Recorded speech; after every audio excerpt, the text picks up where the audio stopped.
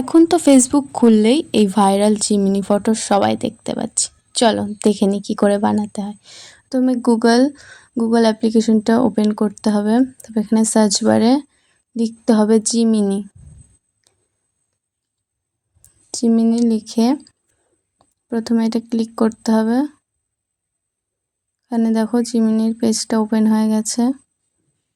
এবার এই প্লাস আইকনে ক্লিক করতে হবে, করে uploads file photos and videos click করতে হবে। এখানে তোমরা যে ফটোটা দিতে চাও সে ফটোটা বেছে নেবে। এখানে আমি এই ফটোটা বেছে নিয়েছি। এবার যেটা লিখতে হবে সেটা আমি ডেসক্রিপশানে দিয়ে দেব, তোমরা কপি করে নিয়ে বানিয়ে নেবে যখন তখন এরকম সুন্দর ফটো।